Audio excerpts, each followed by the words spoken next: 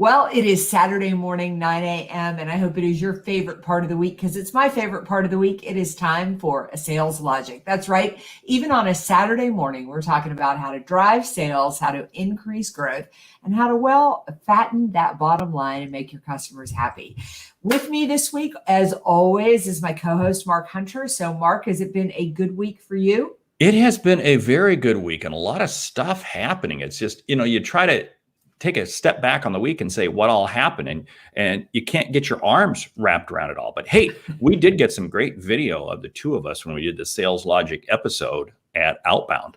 So we'll have to weave that into some of our upcoming shows. Oh, I think so too. I think you're going to see. Some new video, some new content. Maybe we can do a little cutaways from some things that we did at the Outbound conference. Where, if you don't have it on your calendar, Outbound's going to be in September of 2022, and this is a sales conference you do not want to miss. And I think along the way, there'll probably be a Sales Logic conference that you'll want to be at too. I guess we shouldn't, tip our hat too much on that one. So. All right, let me hit the intro video and let's rock and roll because I love today's show. I love the topic. I love the question. I really love the book, and you're going to want to stay till the end when we do the lightning round because we get some good takeaways for you. All right, here we go. Prospect with integrity, we will get customers who have integrity. Integrity is the foundation from which everything is built on. You better understand value. But at the end of the day, sales is a relationship business. It is a people business. It is an emotional business.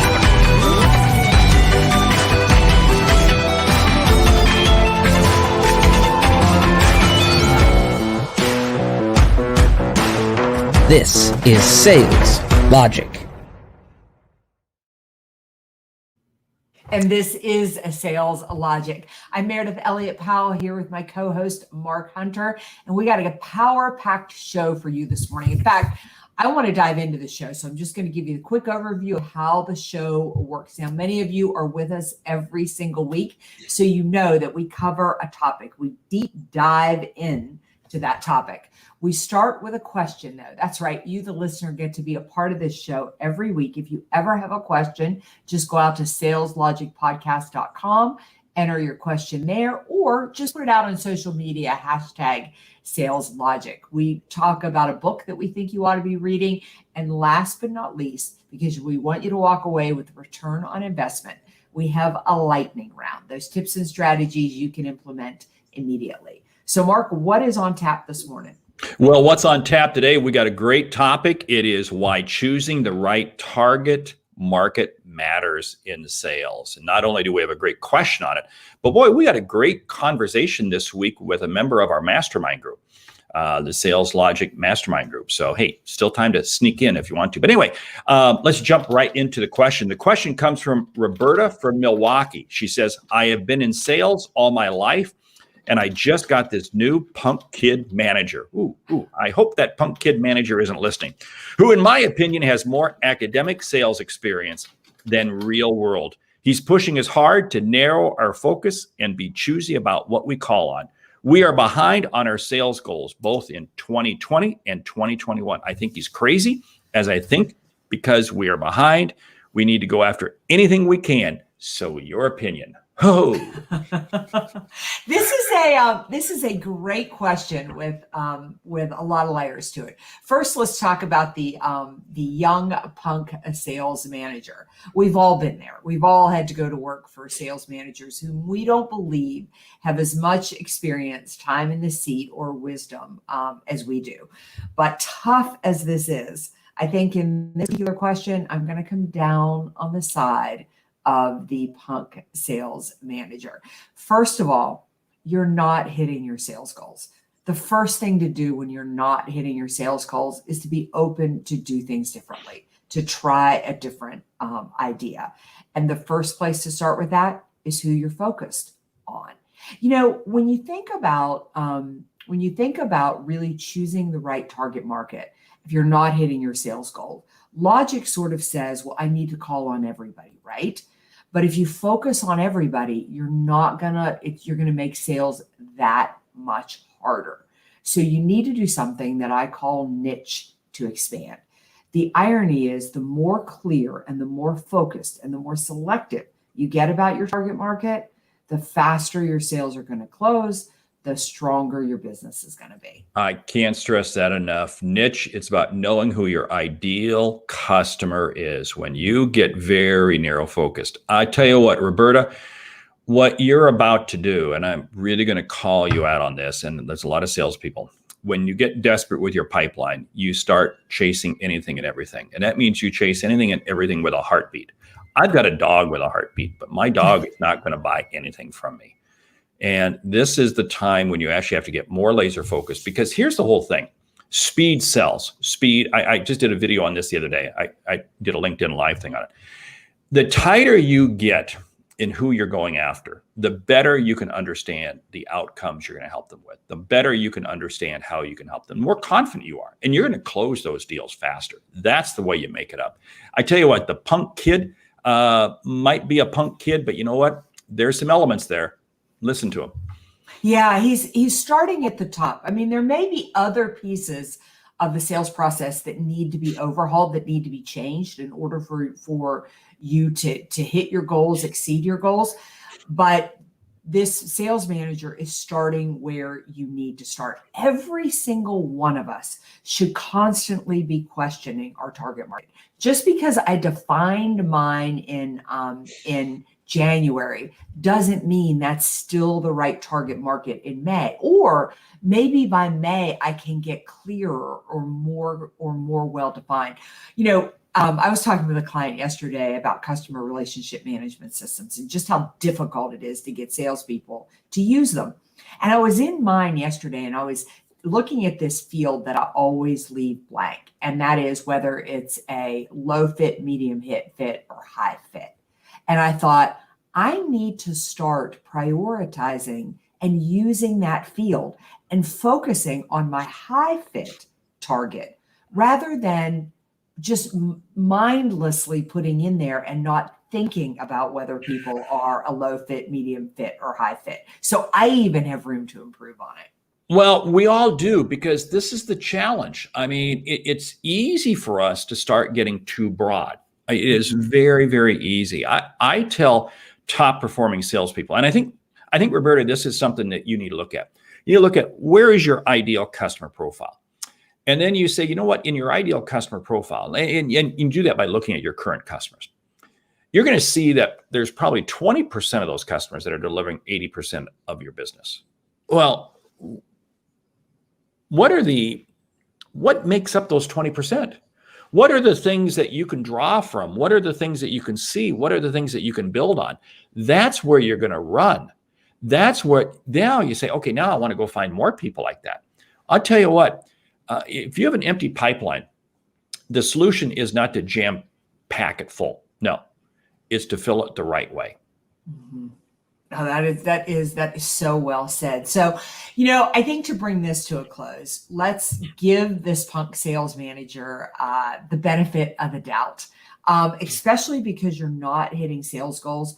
Be open to new ideas and start right there with really going back to your existing pipeline, back to those leads that you're going after, and really asking yourself, who fits my ideal target market? Who doesn't fit my ideal market?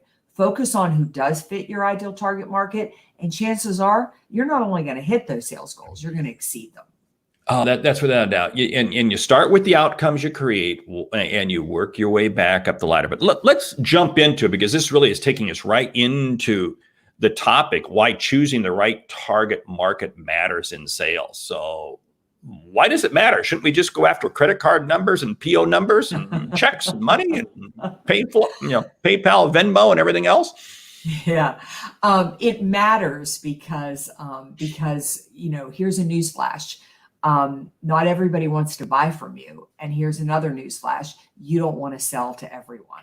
And everybody listening to this right now knows that. We all have customers in our portfolio that are painful, that if I said to you right now, would you rather go have lunch with them or would you rather go get a colonoscopy? You would rather go get colonoscopy.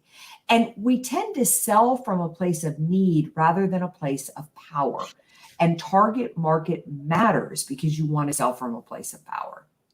Man, you just bring up these medical terms. Wow. I mean, like this is harsh on a Saturday morning.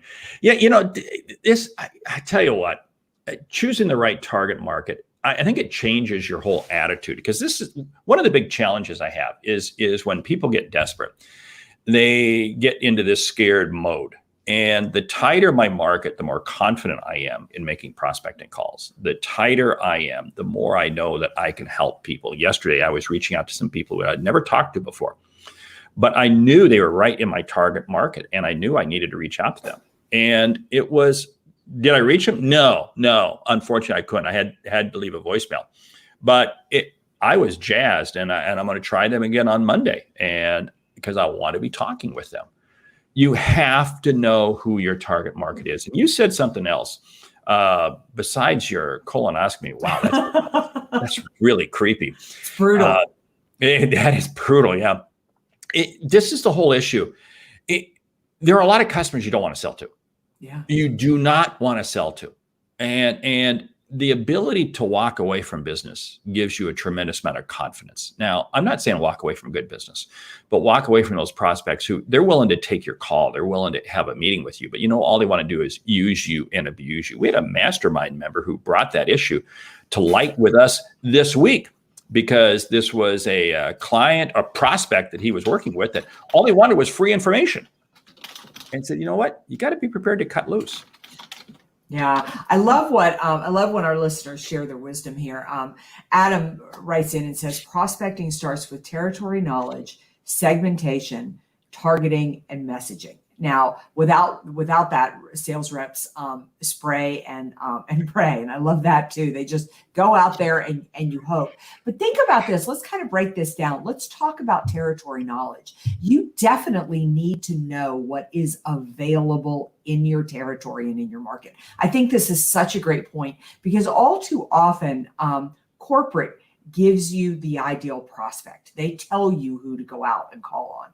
Well, that's great if you're in the ideal territory. I dealt with this all the time when I was in financial services. We would say that we were going after, owner-operated businesses, preferably in professional services or medical. But I would have reps that would be in a market that wasn't that. It was blue collar. It was a manufacturing type of town. Now, we couldn't just take the target market that was out there and focus on that. We had to clearly define our own. So I think that is such a great piece of information. And think about who you're going to target, and then what is your messaging going to be out there? What's the value to that target market? Are you solving the right problem? There's so much to go into with choosing the right target. Yeah, there's something you said there that was so spot on. And that is this whole piece of, well, I've got this territory, but there's only 3 customers I can potentially reach out to. No. It is amazing how much more business you uncover when you truly define who your market is. I see this time and time again where people come to me and they say, Mark, there's just no business out there, just no business. But once we start drilling down and really understanding who that ideal customer is, and then you go, wow, there's this person, because what happens is your attitude actually changes. Your attitude changes, and suddenly you see opportunities that you never saw before. I mean, this happens so many times. And then when you see the opportunity, suddenly you're in front of them and you listen better, you hear different. Suddenly it's amazing how when you change your mindset towards your territory, suddenly your territory changes their mindset towards you, and suddenly you've got a tremendous amount of business. Yeah, I think the thing that you need to remember is that business grows from the inside out. And I think that's a mindset shift that we as salespeople need to make. And I think one of the greatest examples of this is Amazon. I mean, when Amazon first hit the market, they did not market to people like me. I'm assuming they didn't market to people like Mark.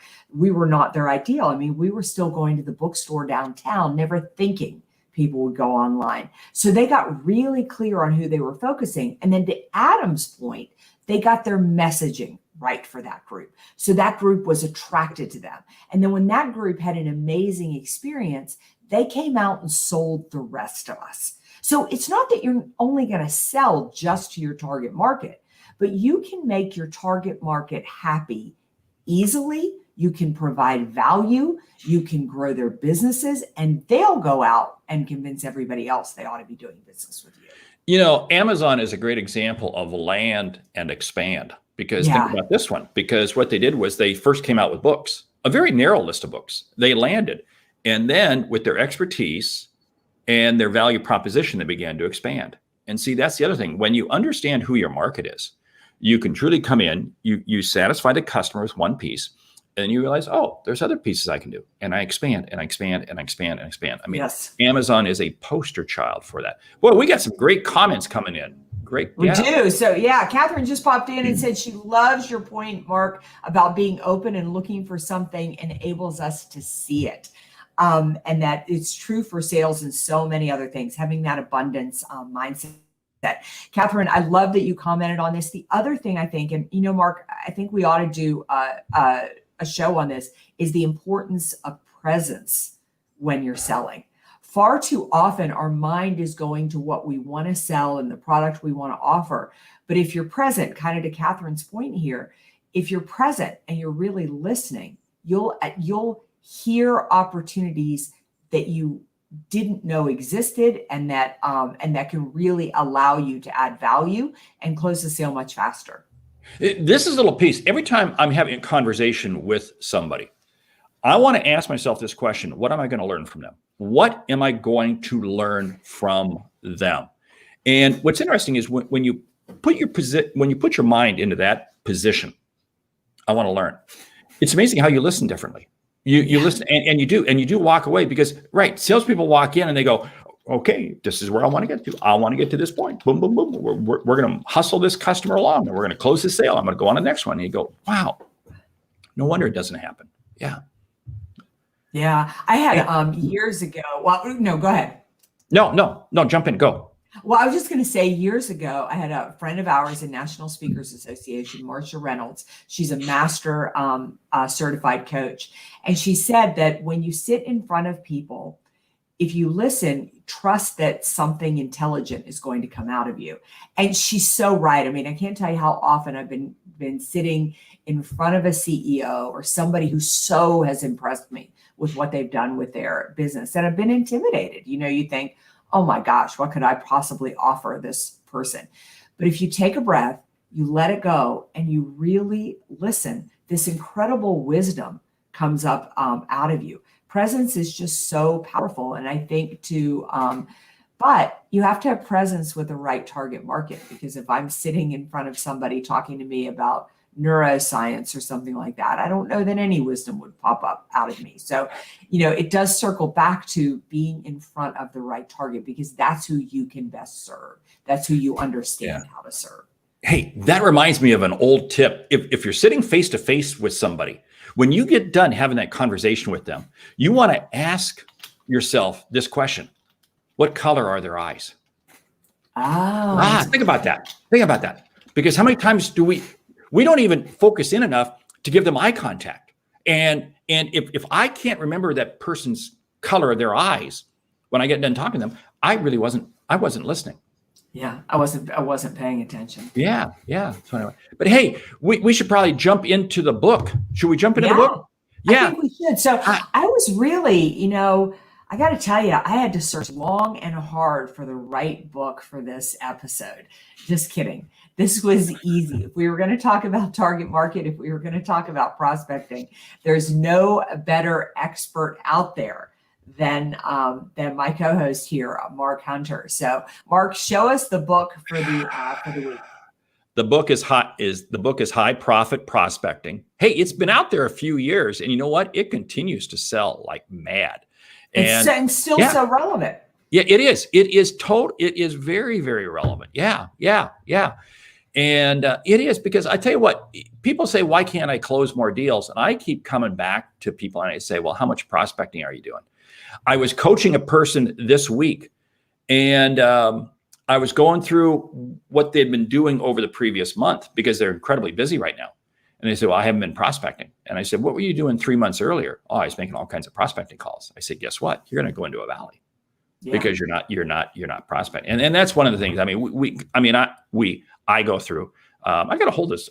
How come I can't get this book up to the camera? There we go. Anyway, go through the whole strategy of how to set up that prospecting plan. Yeah. And how to make it work and not be scared about it. Well, what I want to add, what I love about the book is that you go into, for me, the overall theme is if in order for sales to be better, I mean, this is what Mark is famous for going after. In order for sales to be better, start reworking the process from the top. If you don't get the prospecting piece right, none of the other pieces are going to work. And you make that so prevalent in that book, and then show us how to get that piece right. Because the irony is, if you get that piece right and you don't get some of the other pieces right, you're still going to be in a better position to close more sales. Spot on. Hey, let's jump into the lightning round. Got your hand on the buzzer? Are you ready to go? I do. The lightning round is best prospecting tips. Go. Best prospecting tips. Number one is that you need to niche to expand. Really buy into this idea that if you get clear on your prospect, that's the fastest way to grow your business. Set aside a dedicated time every day to be prospecting, irregardless of how busy you are. Yeah, that's what I was going to say. Prospect, even have your foot on the gas, even when your pipeline is full and you're exceeding your goals. Don't think that the telephone doesn't work. It works great. Use it. Ask your best customers for prospects that you should be calling on. Look to those people that you've already made happy to give you ideas about who you should go call on. Keep it simple. Know what the outcomes are that you help your customers create. That's what you're zeroing in on with your new prospects. Have a prospecting cadence, a way to, your first call is not going to get you in the door. So what's your strategy? What's your plan? What's your consistent methodology to get in front of them? Social media is a tool to help you build your relationship and your reputation ahead of time, but don't view it as the prospecting tool. Add value to prospects. Give before you receive. Invest in them before you ask them to invest in you. Don't copy the stupid stuff that people are saying like that. It's like send an email out that says just checking in, or hey, wanted to bounce this to the top of your email list. Oh, I hate those. Don't get me on a rant. Don't sell to prospects until you have a connection and a relationship with them. Don't be that person who tells me how interesting my profile is on LinkedIn, connect with me, and then next conversation we have, you're asking me to look at your product or service. Stay focused on your process. Don't get, shiny object, squirrel. Don't fall off the wagon. Get rid of prospects that you're not making any progress with. Understand that saying no to some prospects opens the door to say yes to other prospects. You stole that one from me. Man, I was going to use that one next. Hey, I'll share one more, you share, and then we'll kind of close it down. It's your attitude. Your attitude begins the day, and you start by taking a piece of paper and you're writing down all the outcomes that you've helped your customers with in the past. Use that as motivation to make your calls going forward. If you're not closing sales, go back to the top, go back and look at your prospects. Understand that who you were focused on in 2020 may not be exactly who you need to focus on in 2021. Be open to updating, changing, and reconfiguring that ideal target. I want to look at Shrey's question really quick here before we shut down. He says, absolutely true that the right target audience plays a vital role in sales, but how dominant a role does the right timing play, or do these travel the journey hand in hand? Great question, Shrey. Great question. I'm going to answer that real quick. Yes. Timing very much does help. Let me tell you something. The key things that customers are focusing in on right now is how do I minimize risk and how do I create urgency in my decision? This is what you have to do. So you got to sit there. Yes, timing is going to, without a doubt, because if they're under contractual terms and so forth, that's going to, but you know what, to know that, you got to be in the game. So you got to be having those conversations. Yeah, I'm just going to add to that. That's why prospecting cadence matters really very much. What do you think the chances are that you're going to interact with a prospect at the exact moment they're ready to buy? They're slim to none. They may be ideal, but it's going to take you time to make that connection. So great question, Shay, because timing matters. And maybe that's another show that we could do to really tap into, what does it take to get the product, to get the timing right and to feel that out? Thanks so much. Somebody else leaned in and said we had a great show today. So, all right, let's wrap this baby up. Let's wrap this thing up. And hey, there's still time. You want to jump into the Sales Logic Mastermind, jump out to saleslogicpodcast.com. You can get the information there. Join us on that. But hey, you've been listening to the Sales Logic Podcast. I'm Mark Hunter.